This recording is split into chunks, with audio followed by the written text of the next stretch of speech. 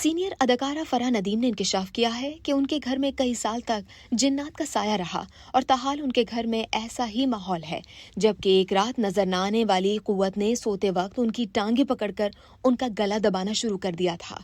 फराह नदीम ने एक इंटरव्यू में घर में जिन्नात के साए पर भी गुफ्तगू की।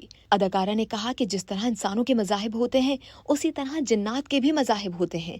बाज़ जिन्नात मोमिन और कुछ काफिर होते हैं तो कई शरारती भी होते हैं। उन्होंने कहा कि उनके पहले बेटे के बाद उन्हें 7 साल तक औलाद नहीं हुई, जिसके बाद मन्नतों से उनके यहाँ दूसरे बेटे की पैदाइश हुई तो उसने बचपन में ही घर में जिन्नात और नजर न आने वाली कुव्वतों की मौजूदगी के बारे में बातें करना शुरू की। फराह नदीम के मुताबिक उनके छोटे बेटे ने उन्हें कहना शुरू किया कि उन्हें महसूस होता है कि रात को कोई उनके साथ आकर सोता है, उनके कमरे में आता है, लेकिन उन्होंने छोटे बेटे की बातों पर यकीन नहीं किया। उन्होंने कहा कि बाद अज़ा उन्होंने बेटे के साथ सोना शुरू किया तो उन्हें भी ऐसा ही महसूस होने लगा कि कोई उनके कमरे में आता है। उन्होंने कहा कि एक रात वो बेटे के साथ सोई हुई थी तो बेटे ने उन्हें रो रो कर नींद से उठाया और कहा कि कोई उसका गला दबा रहा है। जब उन्होंने देखा तो उन्हें कोई साया दिखाई दिया।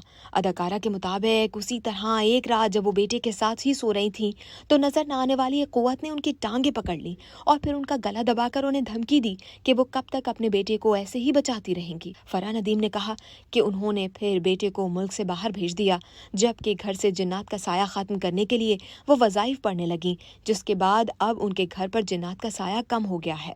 इस वीडियो में हम आपको बताते चलें कि एक कैफियत है जिसको कहते हैं स्लीप पैरालिसिस।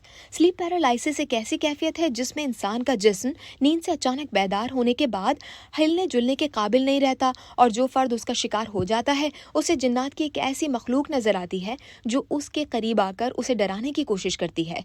इंसान का उस वक्त तक इतना इख्तियार नहीं होता कि वो खुद को बचा सके और उससे बाहर आ सके। इस कैफियत का दौरानिया 1 से 1.5 मिनट पर मुश्तमिल हो सकता है।